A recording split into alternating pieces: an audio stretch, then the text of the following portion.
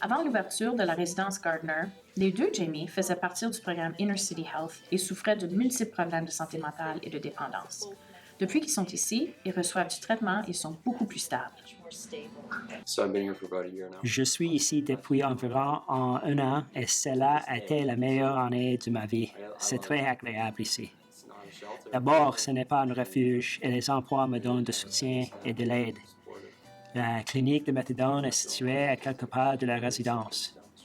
Ils conservent mon argent et m'aident à la gérer. Et les repas sont fantastiques. Je me souviens que Jamie m'a dit, après un certain temps dans l'unité de soins spéciaux pour hommes, que c'est la plus longue période qu'il ait jamais passée sans être emprisonné. Il est très fier de cela. Aussi, ses problèmes de dépendance sont réduits. Et depuis que tu restes ici, tu as renoué avec ta famille, n'est-ce pas? Oui, c'est génial. Mon Dieu, par où commencer? J'ai souffert d'une grave dépendance au crack. Il s'agissait d'une de mes principales drogues de préférence, et cela m'a vraiment causé des problèmes. Je vivais dans la rue depuis l'âge de 28 ans. J'ai maintenant 39 ans. Donc j'ai vécu plus de 20 ans dans la rue. Plus de 20 ans.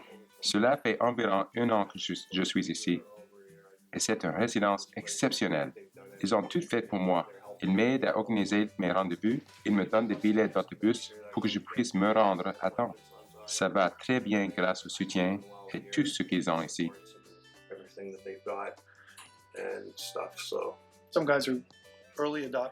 Certaines personnes adhèrent au programme dès le début. Au niveau des gens qui font preuve d'engagement dans la collectivité, Jamie Schultz et Jamie Sullivan ont une bonne idée des objectifs du programme.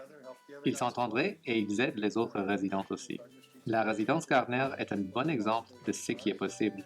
Leur domicile est ici, maintenant et pour l'avenir, et les conditions sont bien meilleures par rapport à ce qu'ils ont vécu dans la rue. Vivre dans un sac de couchage par-dessus une grille au centre-ville, leurs options ne sont pas agréables. Ma plus grande peur, c'est de redevenir sans-abri. Je ne peux pas même supporter l'idée. C'est tout simplement une vie terrible que personne ne devrait endurer. Maintenant, j'ai une nouvelle famille ici et tout va pour le mieux. Je ne pourrais pas être plus content. D'après moi, sans le soutien du ARLIS, l'établissement ne réussirait pas car tous les soins de santé et tous les soutiens du programme Inner City n'y seraient pas. Avec ses clients, vous pourriez peut-être fournir un soutien pour améliorer les compétences de vie et structurer leur comportement, mais sans les soins médicaux, le programme ne fonctionnera pas.